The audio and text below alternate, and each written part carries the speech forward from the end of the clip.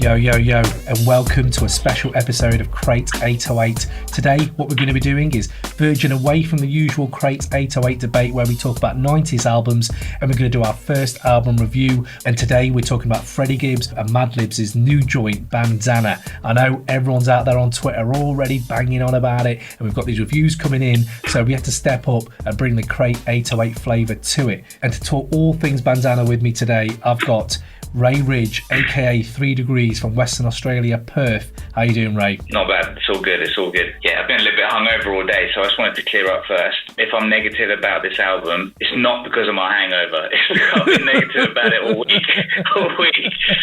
Not overly negative. Look, it won't be negativity for the sake of it. It's fine. There's some incredible bits in it. Let's get into it. Okay, I like it. Ray's already setting his stall out. I love this about Ray. So for people who don't know much about this, so this is Freddie Gibbs, Madlib, going as MadGibbs nowadays, and this album is following Pinata, which came out in 2014, widely renowned classic or modern classic, definitely up there as one of my favourites of the decade, and it's actually part of a trilogy. So Pinata came out, this is Bandana coming out now, and then apparently they're supposed to come out with another one called Montana. No date on that yet. So I thought what we'd do is set up our stalls. What do we think of the album? Then what I'd love to do is go track by track, because there's a lot to talk about in this album. And then we've got a few little staple questions that we usually use on the Crate 808 debates, but we've kind of switched them up and using them on this one. And then at the end, do you know what? I think we've got to do a 30-second. What do you reckon, Ray? I think we've got to do a 30-second little argument for why we think the album is one way or another. How are you feeling about that? Yeah, I can do that. I could probably go on for ages about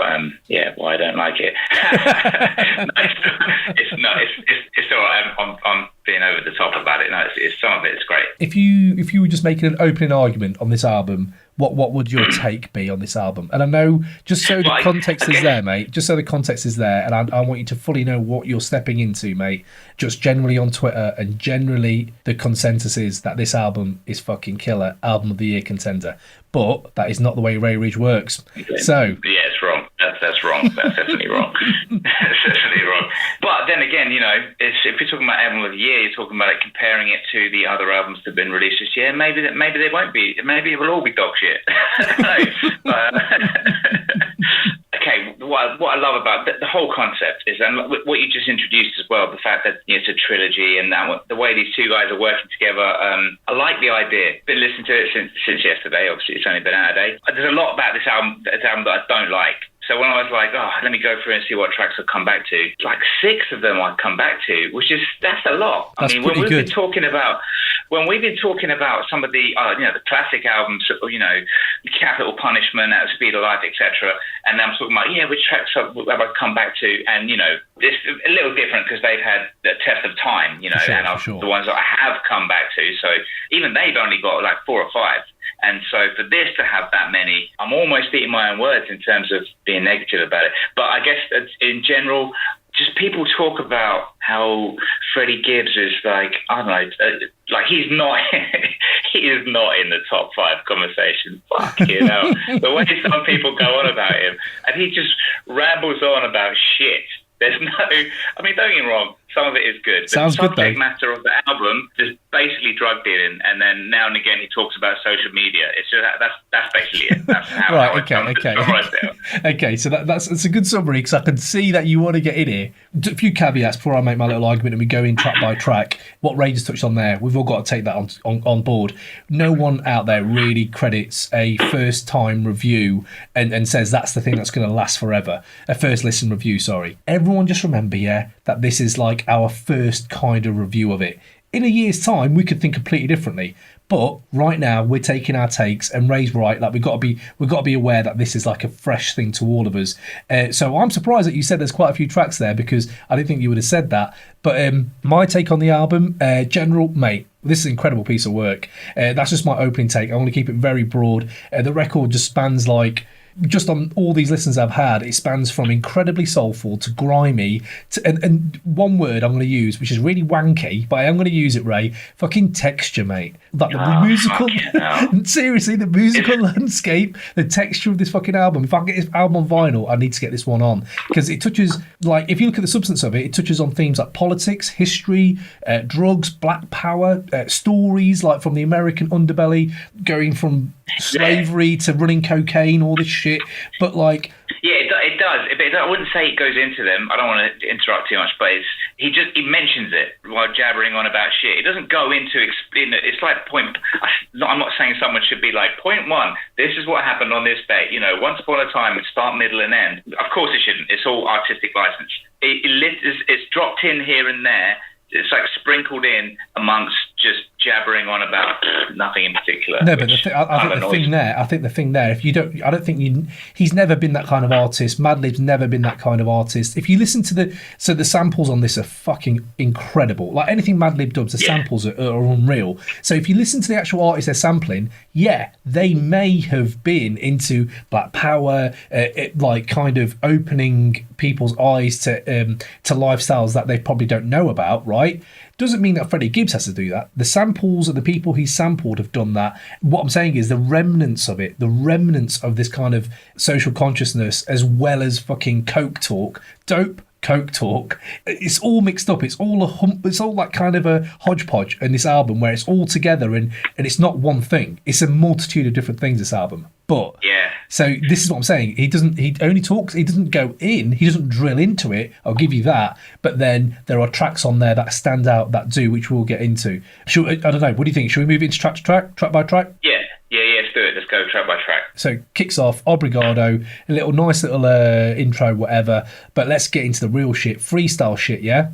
When I heard this loop, it's just peak Madlib. You can say that for almost the whole album, but this may well be the most rewindable loop on the whole record. When I first heard this track, I was like, yeah, I don't really get his style, the way Freddie's going in, like it's really off like the beat, and he's like, I don't know, I didn't really feel it, I'll be honest. I felt the beat, but like anything that Madlib does and Freddie Gibbs does, it takes a few listens to lock into what he's actually saying, and that's almost all the same for every Madlib project generally. They always get better with age and more listens. Like if you listen to Pinata, right, the intro on that is one of the best intros I've ever heard. Supplier, it's fucking incredible. The beat is insane. The way it's like, oh shit. You know what it reminds me of? It reminds me of when you hear the Genesis on Illmatic or Big Pun's Capital Punishment intro, that when you hear it and it sets the tone. On this, they don't have that. On Pinata, that really got me. So I was like waiting. I was like, I wonder how they're really going to get me in. And this really threw me off. The more and more I've listened to it, I fucking love it. The beat is amazing. And his rhyme, the way he is scattergun a little bit and then he settles into a rhythm. Once you start hearing that rhythm, if you know what I mean, it's almost like educating your ear to Freddie Gibbs' styles because he has so many. I feel like it's a fucking great way to start this album. What are you saying to freestyle? Yeah, totally. I mean, I agree. So out of all the tracks, so yeah, I mean, I guess I got a different feeling of the first track because you said you didn't really feel it straight away, but I'm straight away in. The beat, the sample, I'm loving.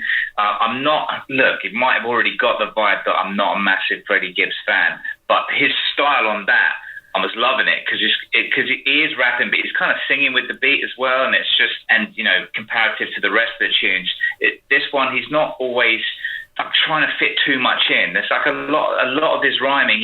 He's trying to do it quite fast and fit multiple syllables within like double speed on the beat, and I don't feel like he always nails it. But this track is just loose, it's relaxed, and you know it's a pleasure to listen to. Do you know what? Yeah, I'm really, and it's also it's not got too much to it. It's not too complicated in terms of it's a simple sample and simple loop, and it works. Do you know what that you just said that actually nails a lot of stuff I thought about this album, because like a fucking geek I've been reading loads beforehand. I've just been fucking ready for this. So I am biased because I fucking love both of them and I love their previous work, right? But the one thing you said there about it's loose, I was reading this interview and they were saying like how Pinata, when they did that, because this is going to have to be compared to that album, like we have to, because it can't stand on its own. It's part of a trilogy. You kind of have to refer back to their first piece of work.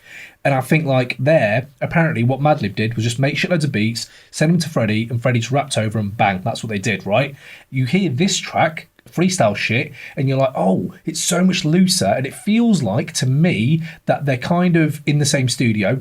They've definitely, because this is what they said they did for this album, they sat down, they probably were a lot more collaborative, and it wasn't just them, they were talking over each of the beats, like what should we do. This one feels to me like Freddie's in there and it's like, you know what, Madlib, fuck it, strip some of that shit back and let me just go the way I want to go. It's almost like they pull each other into each other's worlds on some tracks. I know we're going to get into it more, but like it feels like on this one Freddie's gone like, do you know what, let me do my thing. You just kill the loop, that's it, just that killer loop, and let me do my thing. And then on other tracks, I feel like Madlib's definitely been more like, no, let me experiment with this shit, and you fit in where I can fit you in. Do you know what I mean? Yeah, that kind of makes sense, especially with a lot of the tracks on here, where it switched up like halfway through or towards about the third verse kind of time. They switch the beat up, don't they? So yeah, definitely.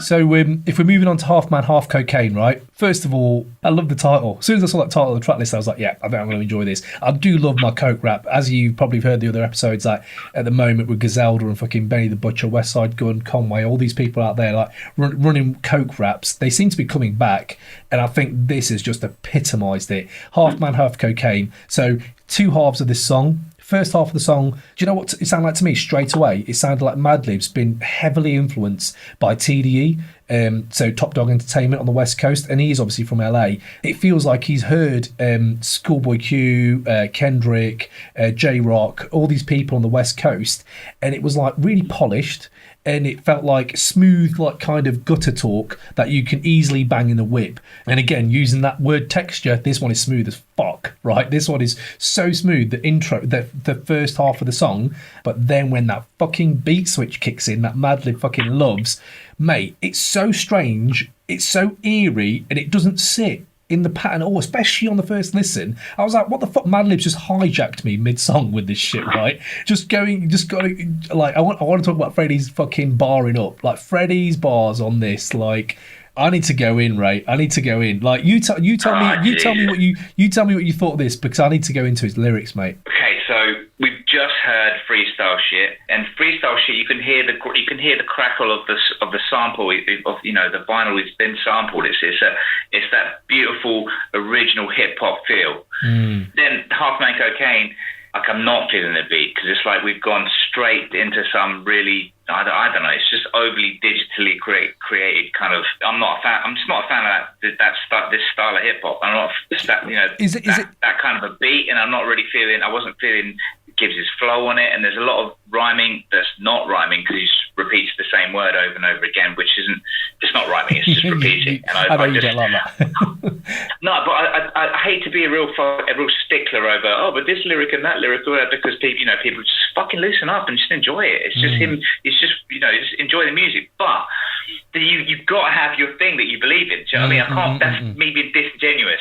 I'm always about the lyrics, and I think when we get to track 14 of this album, then we'll be able to get into a bit more. I know which track you're talking about. It'll be illustrated perfectly there, but it's just a lot of this is just. I feel like it's just Gibbs. He's just jabbering on about just nothing and trying to fit too much in, and I'm just. So that triplet flow, it doesn't inspire me to want to listen to it. I'm not like, what's he talking about here? Yeah, cocaine, brilliant. All right, brilliant. Okay, but that's the thing. I suppose if it's not your bag, it's not your bag. But like, there's other things that come out in this, and this one is more kind of that mafioso fucking rap. Talking about the bars, right? That triplet flow is disgusting to me. That trap shit that he does, right? And let me just break some of my. This is because already by the second track, I'm already like, fuck, this might be my favourite verse on the fucking album, right? So first of all, he's paying for people's funerals, kissing the wife of the man he killed, right? Listen to this shit. Sit your $5 ass down before I make change. Pay for your funeral, get your shit arranged. Kiss your wife and say you were solid, then go piss on your grave. Right, clearly I've butchered that because he rhymes it, and clearly them words don't rhyme, but the way he rhymes it. But just listen to what he's just done there. That's ridiculous. He's paid for someone's funeral, getting his shit arranged. Kiss your wife and say you were solid, then go piss on your grave. Mate, I'm in on that kind of audacity. Yeah, look, the audacity is good, but it's not. We're on Create 808. We talk about artists that say dead in the middle of little Italy, little Dibby riddles and middle didn't do. Right, he's just said, yeah, I'll kill you. I'll chuck you in the grave and kiss your missus. Yeah. No, but he doesn't just say it like that. He doesn't just say it like that. He doesn't because it's not a disciplined rhyme, is it? To be fair, I think like he could be better. Right, okay. I'm going to break it down to my other the verse I wanted to get into, because let's just go to what you're saying, because I think Freddie's one of the most technically versatile MCs out there right now. I think what you're saying, oh my God. No, mate, do you imagine especially on this and on Madlib shit? Madlib switches beats like in tempos through a fucking song. He does it all the time on this album and has done it before. And Freddie's got to fucking keep up with that shit. And like almost at times he's showcasing, fuck, I can do this shit, right? So this shit right now, same song, half man, half cocaine. Fuck with Mr. K, put your face on one of them picture chains. Sugar Ray with the fade or go John Wick with the pistol game. Like, that is a fucking wicked way of going, I'm either going to punch the shit out of you or I'm going to pistol whip you. Bitch ain't cracked the safe, got his mum's hit with the pistol whip. Savage. Move like the Yakuza set trip with clipping off fingertips. Like, okay, that's some fucking visual imagery that you don't usually hear someone say shit like that, right? Bitch crack numbing up my fingertips. I was like, okay, right, I didn't even know crack could numb up people's fingertips, but he got so much of it, it's numbing up his fingertips. Love that. Pulling strings with my pinky rings, rapid get you hit. First of all, pulling strings generally with your pinky rings is fucking gangster. And then he goes in, I make 15 jump like trampoline when that package sent. Now ends want their methamphetamines, quick to sucking dick. Brilliant. Made me think of O-Dog. Not O-Dog. Yeah, it was O-Dog, wasn't it, in Men's Society? Loved that. Suck a dick for the dope shit. I was rushing shit. Fuck the needle she was supposed to sniff. Snuffleupagus. Who the fuck is Snuffleupagus? So I googled it. It's fucking Sesame Street. Like, this is the type of shit Freddie Gibbs is coming down with. He's dropping coke rhymes, snapping off people's fingertips, his fucking own fingertips going numb, fucking pissing on people's graves. Mate, the imagery alone is up there. Yeah, he kills it. Yeah, look, there's some imagery there, but it's not. You've really got to work to listen to hear it. Well, you know what you're saying there about really concentrating? I think that hits home is one of my favourite bits of this whole album, which is, again, most of the projects these guys do generally, they reward you with more and more listens. And it's up to you if you want to do that or not. If you don't feel it, you're not going to feel it. It's like a Reddit thread, though. These things are like a fucking Reddit thread. This track, for instance, as soon as I heard it, the first thing that stuck out to me wasn't that verse, wasn't even really the beat. It was the fact that Madlib uses a vocal sample from my favourite Madlib album, Beat Conductor Volume 5 or 6. It's a tribute to Jay Dilla. Back, I think he did it in 2009. And I was like, holy shit, he used the vocal sample to that. Shit, fuck. And it's almost like this whole album, he's taken beats from other things he's done, other little projects, other beat tapes, and just remixed them or reworked them. And this is a very much of that kind of geek out. It's a geek out album, as well as just being,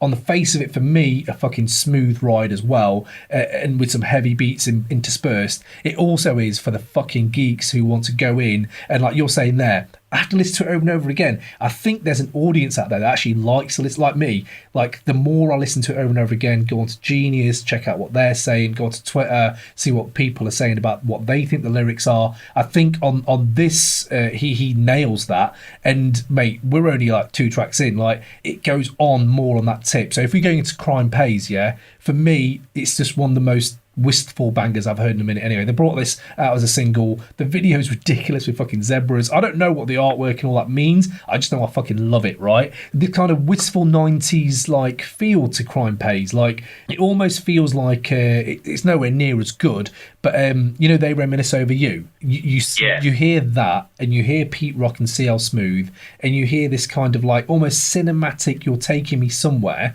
I feel like this track, Crime Pays, is as cinematic as something like that, because Tarantino would use Crime Pays, I reckon, in a film. Like, it just feels like, oh, that's what Tarantino used, because the chopped up beat, the soulful vocal, I don't know who the vocal is, but they pretty much just let it run at one point where it's just her singing the hook. It's another track which, I'll be honest, when the single came out, I was like, oh, I'm not sure if I'm really feeling it. But like anything that they do, when you hear the singles, to be fair, they're not going to work on their own. They don't. I think MadGibbs' stuff and this album works as a whole. I would not ever make this a singles album. There's a few on here that are bangers, but I think it works as a cohesive project on its own. That's something I'd agree with. Yeah, I think the whole project works as a whole. You take the whole album, and maybe that's the strength of it. But also, if we're breaking it down track by track, I don't know. So I don't really rate Crime Pace. The beat's average, and I found it skippable. Thematically, I might be with you. You're not saying anything new to me. This is coke rap, which is cool. It's more about the feel of this track. But I would say maybe this is one that when I get older, or like as this album goes and goes, I might skip it more. But at the moment, I'm still rinsing it, and I can see why some people wouldn't like it as much. But you know, when we talk about like cohesive album, and we talk about something that doesn't really have singles, you know what's reminding me of? Do you remember Paul's Boutique? Beastie Boys. That album I did not rate at all in the 90s. I did not get into it. Got to uni, still didn't rate it. And it got to my late 20s, mid 20s. When I heard that, I started thinking, oh, this is why people love Paul's Boutique, and this is why people love people like Prince Paul, because they don't have actual like bangers. Their body of work as a whole, like an album is like a record on its own, is the shit that you feel. And I feel like Bandana, it might be going on that tip a little bit. Yeah, totally. You'll listen to it as a whole, and you take in the album, you know, as the journey that it is, and that's why. And because all the tracks, it's also one of my criticisms. All the tracks are about the same thing. It's all you know, just the same. Is this one about drug dealing as well? Oh, brilliant! Yeah, brilliant. Another really pushing the boundaries of modern day rap. Well, maybe you're right. Maybe like he doesn't express himself as an artist more. Maybe Freddie can do that, but at this age where he's at right now, what is his late 30s that he's in,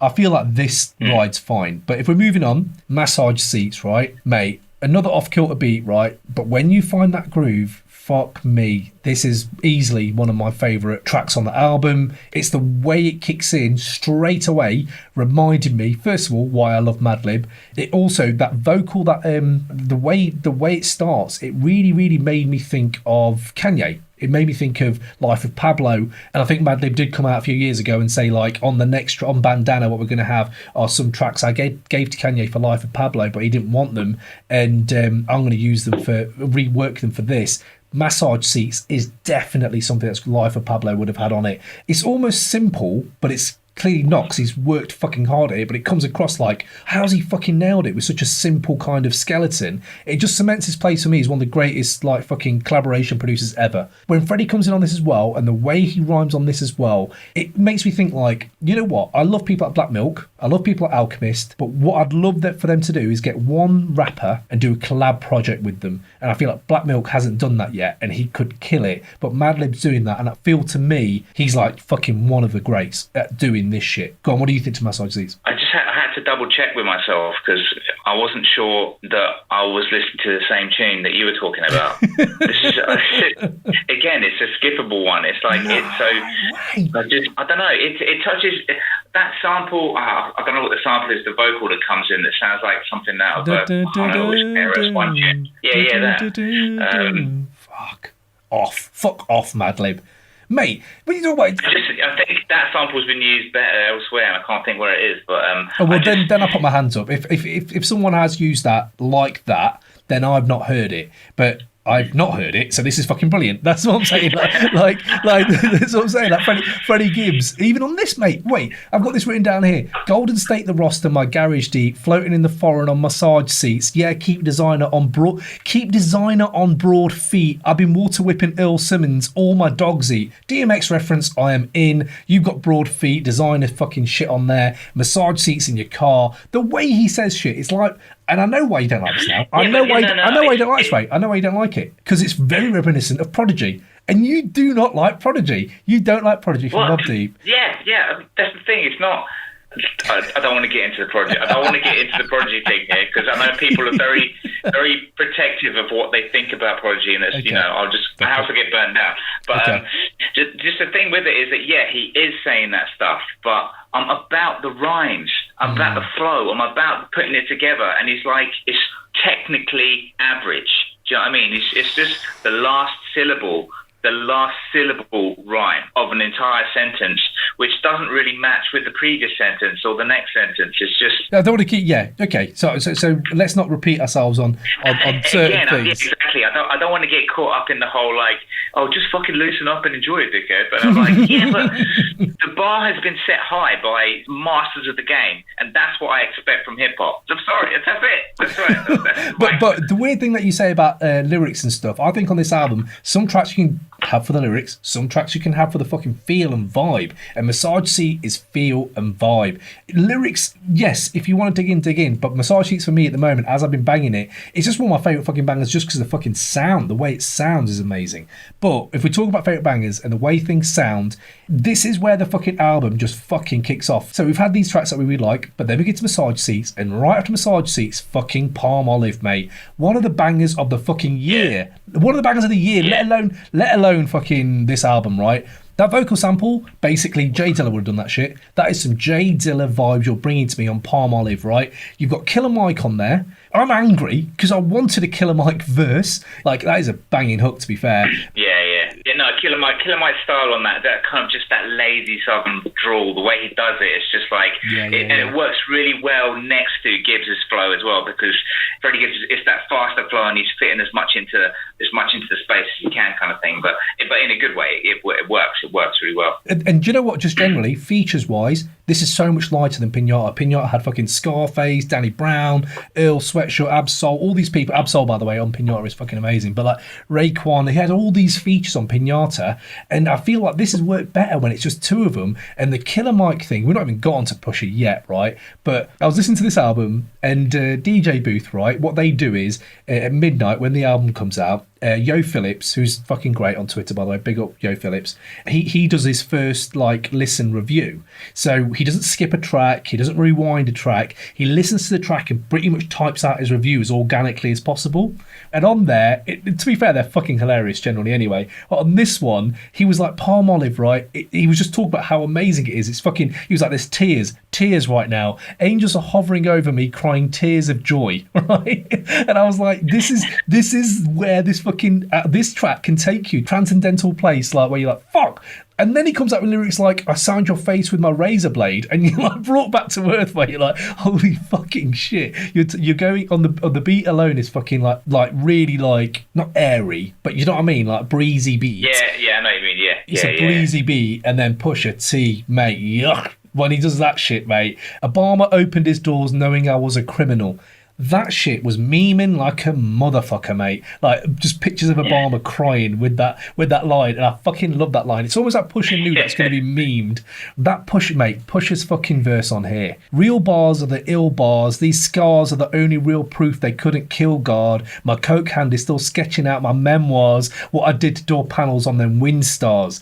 What the fuck, man? Like, I have to say, Pusha's getting up there, man. Like this album could be seen as this year's Daytona anyway, because it has that. It's a longer project, but it has the feel of Daytona, that coke rap, and Pusha's on here as well. I'm just saying, he was on Benny the Butcher shit the other week on 18 Wheeler, killed that.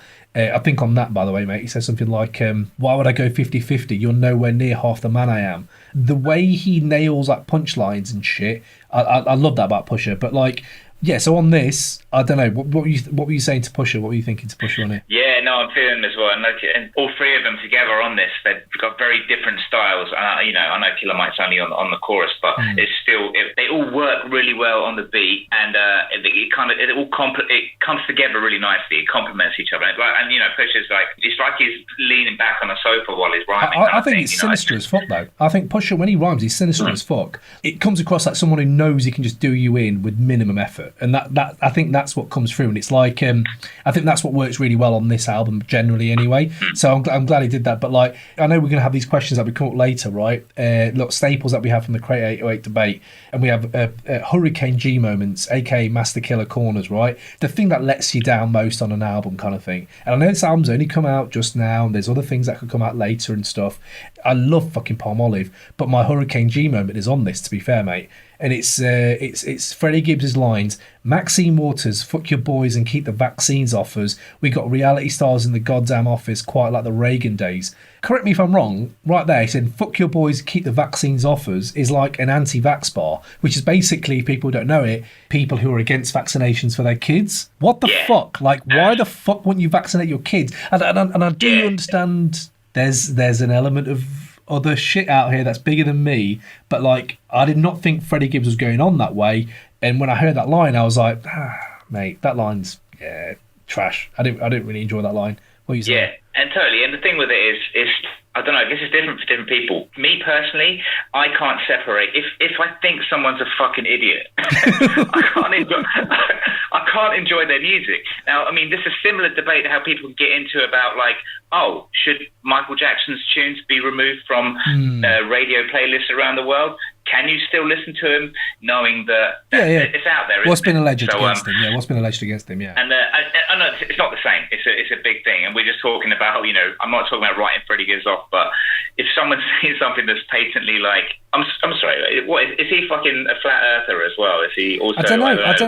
I mean, I don't think he is. I've listened to interviews with him. I've listened to I think I know enough about him that I was quite surprised with this type of shit. And I was like, I know he has his political views. He has these views that he comes out with in other projects. Yeah, I don't get it. Like, fair play. It might just be a throwaway line to him and we're digging too deep into it. Maybe that's what it is. But yeah, either way, if I'm talking about a Hurricane G moment, that's the one for me. But let's move it on, man. Let's move it on. Fake names, right? Thing that stuck out to me on the first listen on my headphones, mate, the drums on this motherfucker, they're so sick. They snap. They just snap like a motherfucker. And the way Madlib switches the sound again on this track, Gibbs just is seamless. And it's like, holy fuck, how did you get that? So that when the beat drops and it makes a new beat, Gibbs just keeps going, mate. It's a perfect example of why they work really well. The one thing I think that did kind of wind me up a little bit, especially on the first listen, by the second beat, it's almost drowning Freddie out though. Like the horns and soul samples, which are fucking great because it's Madlib, right? And they're rewindable as fuck, but his lyrics kind of get drowned out in the mix. And I think there's a few instances of that in this album that we'll come on to later with the other tracks, where the mixing sounds dusty as fuck, but at times it's almost like, I wish you'd have lifted that a little bit, and I could have, I thought, but I listened to it more and more. Fake Names is up there as one of my fucking favourites again on this album. Yeah, so, you know. I'd agree as well. Fake Names is up there. That's on my list. So far, it'd be Freestyle Shit, Palm Olive, and Fake Names. And talk about great rap, mate. Flat Tummy Tea, right? Again, a single that came out before.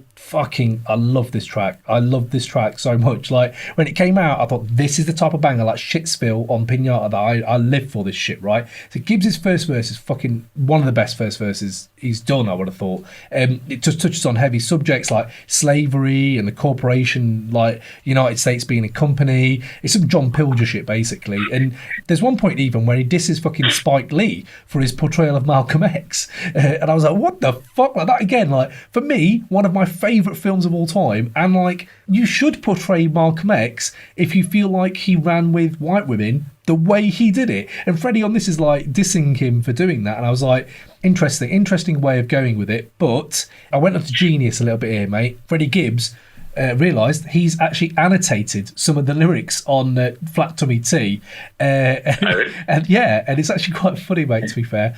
So one of the lyrics, I beat the pot like Joseph beat Mike and Jermaine. Savage, right?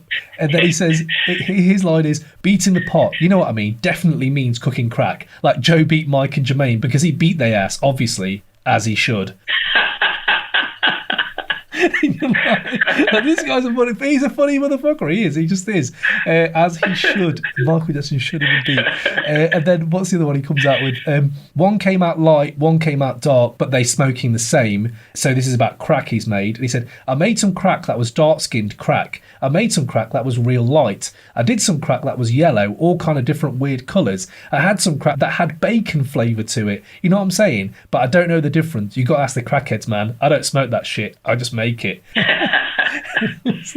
I don't know, these little annotations, people should do more of them, but I was really surprised that Flat Tummy Tea has this shit from him. Yeah, man, just a hard fucking banger. What do you say to Flat Tummy Tea, mate? Yeah, it's one of those ones, when the beat kicks in, you're like, yeah, the beat's got it. The beat's won me over.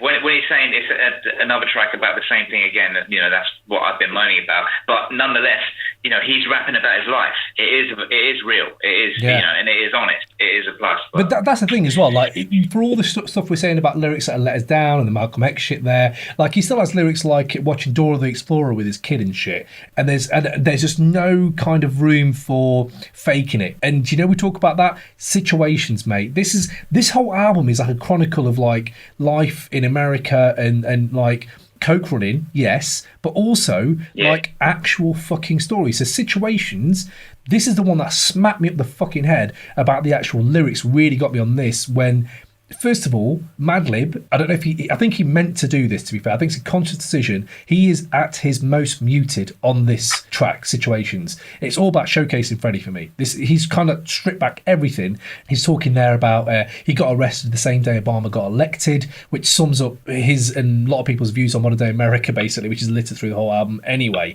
So you have all this like kind of little bars like that where you think, shit, man, that's fucking deep. But then you have this fucking story where he said 1989, see it end bleed. Uncle stabbed him in the neck and he hit his knees. Turned the arcade to a stampede. I was playing Pac-Man Centipede. Put me on some shit I should have never seen. Robbing, killing, drug dealing in my jeans. What the fuck, man? Like that got me. Like I rewound that straight away. I was like, what a fucking story. The way if you tell that story, that's like a short story poem almost. Like, you've just told me a fucking gangster tale in 6 bars. Yeah, it's good. That's the thing with that situation. It's what I have said about the subject matter being samey. They do experiment in what they do in each different track. With changing the beat up halfway through, and Situations another version where the first part of it, he's singing, he's just kind of singing about stuff, and then when that verse, the one that you just said, it drops about halfway in, and again he's telling the story, and like you say, robbing, drug dealing, killing in my jeans. Yeah, man, that shit. That's what I'm saying. That's where I think Freddie comes to the fucking fore. This is where if you don't know much about Freddie Gibbs, listen to Situations first, I would say, and then you get an idea of where he's coming from. And there's other bits on that just lines that I had to say I loved, which were when my daddy ran over Eddie with that motorcycle, he ain't been that end since. Seen him transform to a crackhead. Like, you think, Jesus, so he sees people actually change over accidents and shit like that, and then his dad hitting him with a fucking motorcycle has changed him to a crackhead. That's a thin fucking line, man. Jesus. So yeah, it's like these little stories on that track really get me. And then we move on to Giannis. Is again one of the best bangers of the fucking year. It fucking is. It is. There are bangers on this album, but that's not one of them. All right, mate. Say what you got. It's not even much. It's kind of like I want to say about Palm Olive, like the beat and the sample got me straight away. It's a callback to Madlib's like kind of beat conductor tapes, like from India and shit. The line that got me straight away about it, and I know this is why you're going to hate me even more for it, but when he says the real G moving in silence like Giannis, right? And I was like, holy shit, is that a reference to Lil Wayne? And I know you hate Lil Wayne, but you can't tell me Lil Wayne didn't have the best line about lasagna of all time when he said, bitch, real G's move in silence like lasagna. It makes no fucking sense. But the G in lasagna is silent and Giannis, and you're like, oh shit, yeah, the G is silent in Giannis, and just off that he had me. And then Anderson .Paak, I'm a fan anyway, so when he fits brilliantly on this track, and it feels like they're trying to chart with this kind of track, even though Gibbs is going off, rapping his fucking ass off on this. I think Giannis is the one where they're like, you know what, we'll release this single next, because it feels like it's going to be more open. People are going to be more open to it than some of the other bangers. Why do you hate Giannis? I don't get it. Well, so Giannis, on my notes, I've written meh. I don't know. The beat's not really grabbing me, and then I'm not really a fan of like, oh, let's get someone on who can sing, and then I just skippable. It's just skippable. I'm just like, man, you need to revisit that, man. You need to get over that hangover and revisit that shit. By the way, I just remembered actually one of my mates, Eric Drobny. Big up Eric Drobny. He's been a follower of the pod for a while. He gave me a little review because I was like, I talk about Giannis and stuff with him, and I was like, what are the themes of this album? So there's coke, there's slavery, there's like gun running, all this shit, and he just came out with a really good way of putting it, mate. To be fair, it's cocaine rap multiplied by MF Doom lyrics, multiplied by rock and soul samples, multiplied by obscure movie cuts. And I was like, yeah, if you wanted to put it in any way, that's probably the best way to put it into a sentence. And Giannis kind of nails all of those, where it's like, even them obscure movie cuts are in there, they add so much to this album. And them little skits with the stand-up comedians and shit, they're funny the first time, they might get tiresome, but they add to the whole character of this kind of fucking unique album. Yeah, I agree with it. It gives it kind of depth and a kind of, like you say, character as well. Because it's not, they're not just accidentally thrown in there. It shows the personality of the people involved. But I just don't like Giannis. Next. Fair enough. So basically, then we're going on to Practice, and yes, Gibbs is very vulnerable on this, and yes, it sounds a little bit like one of my favourite tracks from Pinata, which is Deeper. It just wasn't as potent for me, and listening to it over and over again, this is probably the track I skip. I get it, it's deep lyrics, and it's like you said earlier, is he chatting about the same stuff? On this one, he's not. On this one, he's actually chatting about other things. So if you don't want like the same kind of rap he's been doing, Practice might be something you enjoy. I don't know. I didn't really feel it. I wasn't feeling it as much. It's a good song. It just wasn't anywhere on the same level as the other. He's not necessarily really even rapping on the beat. He's more just speaking. Yeah. I think for a lot of it as well. And it's just maybe it's more just so he could say those things that he wanted to say on that.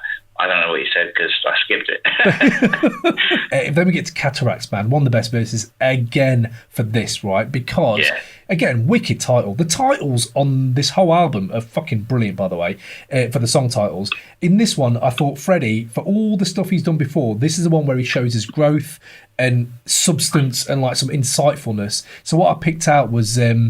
this is some deep shit, man. Like, this is some deep shit he gets into. Fuck generation next, this generation genocide. Already, that's fucking heavy when you come in. Your social stat make you fantasize about a homicide. To me, the guy that lie is the black man personified, anticipating and killing my own in search of wealth. Should he come knocking at your door of your home, you know for death. Knew the Lord was in the room when my daughter took her first breath. Cold turkey on the dope, had to gain knowledge of self. I butchered that. I'm sorry for butchering it. But if you look at just what he's saying there in them bars, that's some knowingness that Kendrick kind of drops. To me, the guy that lies, the black man personified, that's some fucking heavy shit. Like, I don't know, what do you think? Where you stand on this? Because I was fucking feeling the bars on this one. Yeah, so the thing with Cataracts, that's another one that I had on my list. It's just got that nice vibe to it. I don't know, it's something almost Will Smith about this tune. I don't know. It's just like got that nice, I don't know, just cruising, summertime kind of vibe to it. What an amazing take that is. Cataracts. I did not think of Will Smith for this track, but you're saying that. It does. It does, and it fits. You're right. It does. It has that very summery vibe, and it's so weird you said that because it's Gat Damn, the next track after this, right? What I've written down right here, my only note from this whole track was, this is a summer barbecue fucking tune. Breezy and soulful. I can bang this at my Barbie. This will be banging at a Barbie when I'm flipping the burgers. Gat Damn for me is that kind of thing. How do you feel about Gat Damn? So he's singing on that again, isn't he? I loved it, man. It's nice. I mean, it's nice, but it's forgettable. It's not one that...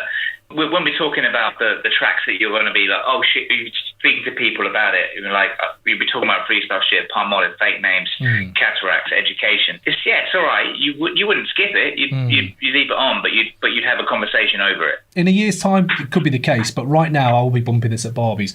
You just mentioned Education. I have a feeling we both wanted to talk about this track the most since we talked about Bandana. Yeah. It's ironic that he should call it Education because he's being fucking schooled on this track.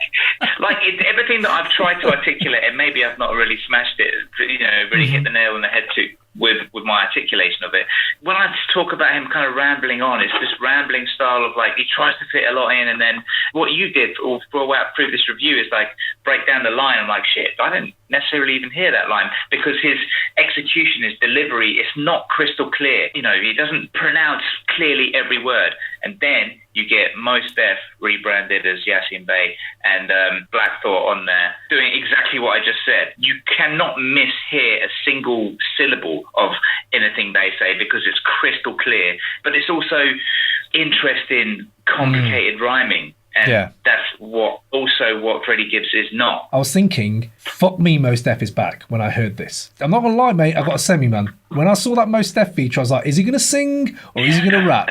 Is he going to sing or is he going to rap? And then soon as he started rapping, you know what, mate, I remember when he started this verse, I was sitting down And I was like, whoa, he's rapping. I had to pause it. This is my fucking love for Mos Def. Pause it, run into my bedroom so I was on my own, put the headphones on and be like, no. I need to listen to this shit. This is what you talked about earlier about they're not really talking about other things. They're talking about coke and that he doesn't really drill into like a subject matter or the substance. Like you talk about the American experience for a black man, but you don't really like talk about it. I think on this track, Freddie holds his own with them two personally, but they do fucking drill in, and they drill in heavily. You know what really nails that whole thing? These fucking lines are Mos Def. Listen to this shit, just for people out there who haven't heard the album yet. What are you doing? Go fucking listen to it. But peace preparatory schools, emperors and conquerors, pharaohs and followers, goblins and monsterers. Already, that's such a Mos Def way, monsterers. I love that shit. Stoneheart jewels and gold for the fools. The bones of the innocent is buckles on their boots. Fucking savage. The jail overcrowded, they emptied out the school. See the devil twitching, ears itching from the truth. Strange fruit, mate, this line. Strange fruit, cyanide, souffle and soup.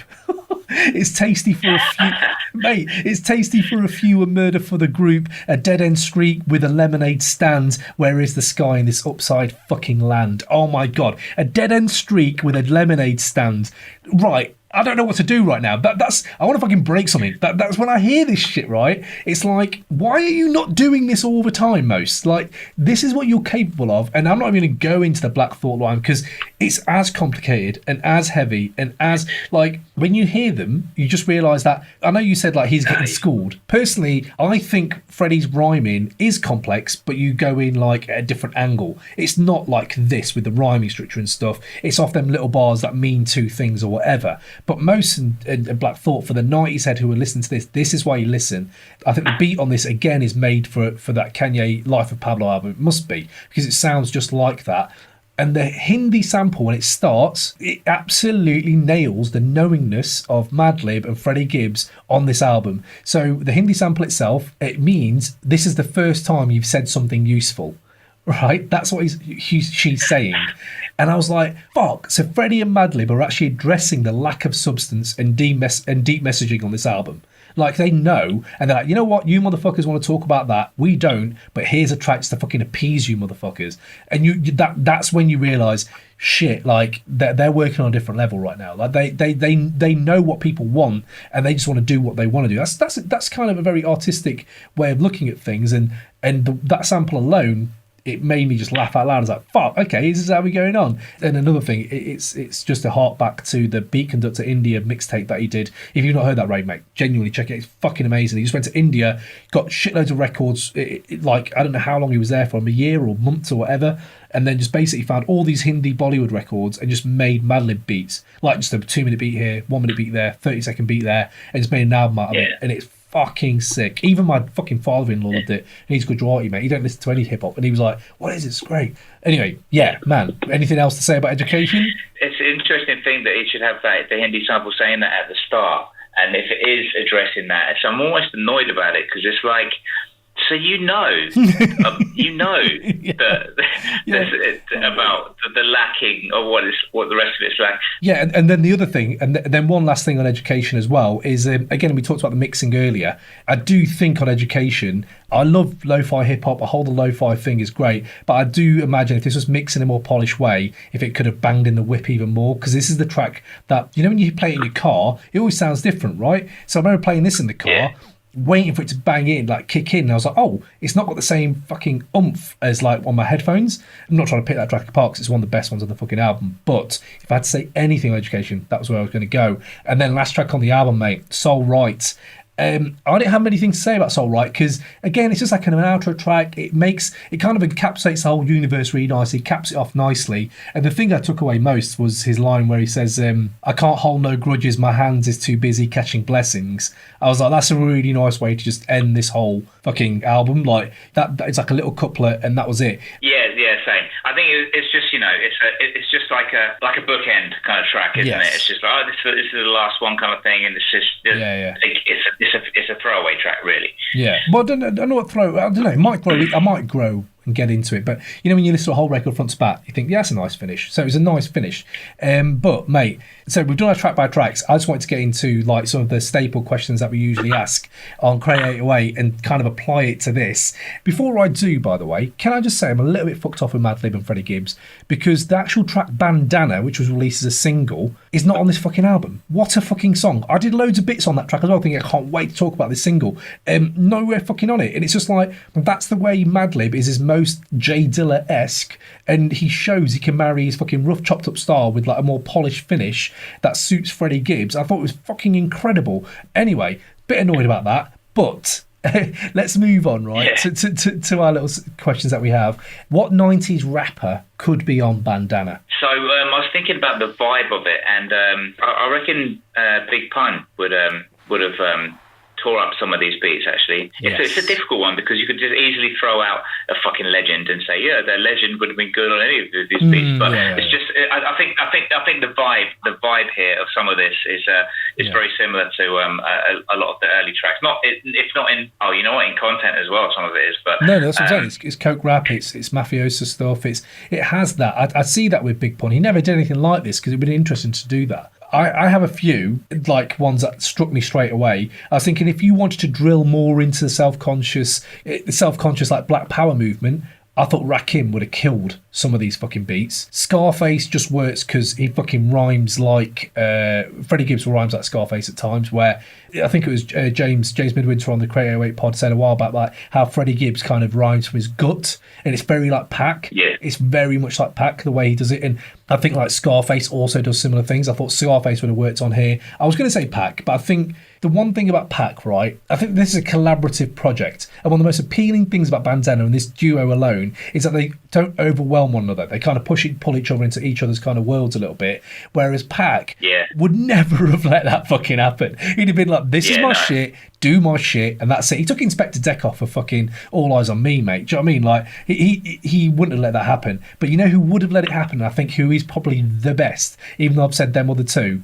Biggie, mate. It's weird. We just let what 90s rapper should be there? Let's list their all top five. It's brilliant. Rakim, Biggie, just fucking everyone. I know. I mean, we spoke about it earlier. To be honest, Prodigy as well would have been good in it. But Prodigy as well. I know. I didn't want to go off on like that, but we're talking about aesthetically as well as like what we would have liked to have seen. Everyone else, a little bit of me was sad when I heard some of these rhymes, and I was just thinking, imagine if Biggie was alive now and he was on this track instead of like Pusha or with Pusha, and you just think he'd have fucking killed this. Anyway, made me feel a bit sad. I had a little bit tear in my eye, didn't I? I'm having a little walk. But mate, then we've got if a 90s artist made this album, who can you see it being? Which is very different to what rapper could be on it, 'cause that's a feature. If a 90s artist was to make this album, I had musically and aesthetically, so forget the substance really, I think it would have been Q-Tip or Five Dog do a solo shit. This would have been it. The coke angle is like really 2019. Like, this kind of beat is almost a very kind of it's quite backpacker. So like in 1990s, you can't imagine coke rap being rhymed over these beats. Like, you can't imagine Jay-Z really doing a whole project like this about coke rap. Maybe Prodigy, but really this is more very 90s beats, and I think it's a very 2019 thing that they have these beats with coke rap on top. Yeah, I'd agree with you. And with Q-Tip and Five, it's that very the way Tribe Called Quest have put their beats together kind of thing. Yes, it's what Madlib's done here is it's a very what the 90s has progressed to. Obviously because we are in front, but you know, in terms of the switching the beat up halfway through and the layers to it. I'm enjoying it. For the most part, it might not have come across over in a fucking review. I mean, I am enjoying it, but now that you've been I want more. I want it to be better. Is that so much to ask? No, fair enough, man. I understand. But like a few more I have here, like Source, we obviously used to love it in the 90s. What do you think the Source would have rated this? I've got it down as 4.5 mics. I reckon they'd have bottled the classic, but they would have done 4.5, because I think this is the type of shit the Source would have fucking loved. Yeah, I think they would have. I don't think I would have agreed with it, but yeah, I think it would have been. Yeah, maybe a 4. It would have got 4 mics, didn't it? Why What do you think it would have got? No, but I'm just interested to know. Because I know what I would give it, but I'm thinking, I wonder if I was reading this in the source, what they'd give it. Either way, fuck it. It's just a trial question, man. Let it go. Come on. Right. We have another one where we have aged. What do we think will age the worst, and what do we think will age the best? So just quickly, I was like, age the best. I think this is very much like Pinata. I think all the beats on here will bang in years to come.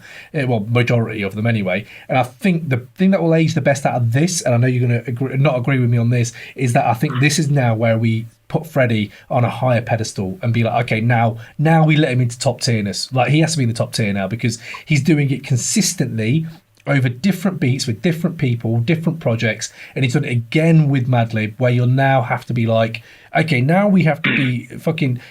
I've loved him anyway, but I think the greater kind of hip-hop circles have to kind of regard him a little bit more than they usually do. And then I would say, what's aged the worst? What will age the worst? I don't know. I think some of the later tracks haven't got the replay value, but right now they do, but I don't think they will. Like Practice, Soul Right, those tracks, I'm not sure I'll be rinsing them so much, but who knows, man? We're here to be proven wrong in the future, innit? Did you have any, Ray? Well, yeah, firstly, I just want to say I disagree with you 100% with what you said about Freddie Gibbs being talking about top tier. It's just not... Look, I'm just about the discipline with your rhyming and it being just technically correct, for fuck's sake. And just, I don't know. But there are some tracks on here in terms of... So I think freestyle shit, that's something that I will be listening to for years to come. So, right, mate, before we finish then, I need to do a little conclusion, right? A 30-second... This is why I think this album is great or not. So I'm going to start, and then you can retort with your 30 seconds, if that's all good. It's just a little Crate 808 staple that we do generally. Go. You can get lost in this album. It's as deep as Pinata, which is a bona fide classic. It's full of twists and turns. There's 6 samples that appear and vanish in the cinematic scope that both artists revel in. Truly a treasure trove of an album. Not one weak track on here, and at least 4 bangers of the year. And 2 things are proven. We need to recognise Gibbs as a top-tier lyricist, and Madlib as one of the most consistent artists in hip-hop history, a genius alchemist, and this record proves Pinata was not a fluke occurrence, and hip-hop is as rich and diverse as it's ever been, and proves the future of rap is brighter than ever. Boo! Oh, that was about 31 seconds, but I got it in there. So yeah, I like how you on your 30-second bit, you did it in Freddie Gibbs style, as in you sped up and tried to fit in as much as possible while you're talking to try and make it fit. And that was very Gibbs of me. That was very Kane. You're right. Right, okay then, Ray. Tell me when you're ready, and I shall go. Well, no, actually, I'm going to tell you when to go. Right, how about that? Right, Ray. So I'm going to tell you when to go. Starting now. I'm trying to hold back my anger from him saying that it's a top-tier lyricist. He's not, but there's some things that's great about it. This album is an incredible journey. It really is. And the sum of it is that Gibbs is great at the dubs and echoes and layering, and there's vocals in the center and the dubs out to the sides, and it is a cinematic journey.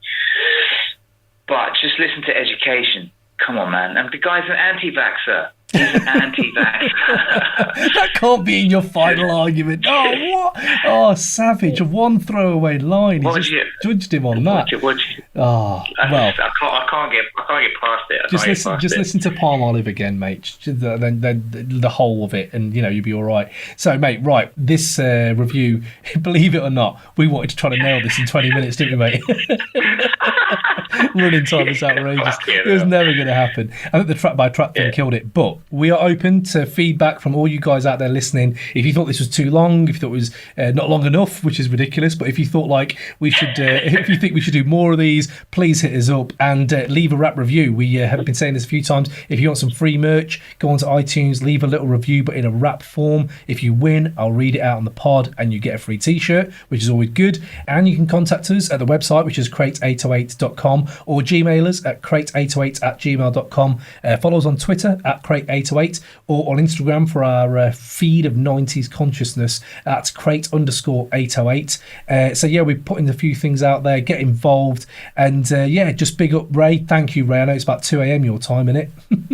It's about 3 a.m., but it's all good. 3 a.m. It's all Good lad. Thank you for all the people that are out there just basically giving us love. And yeah, we're out here, man. We're out here. And Grindhouse Music for doing all the beats on here. Just killing it, man. If you want some music, go to them. And also just want to shout out Killer Keller for the positive vibes on the side, always backing us, and yeah, just there generally for feedback. And just want to give another shout out to Ed Moss, who's been sorting out my studio stuff.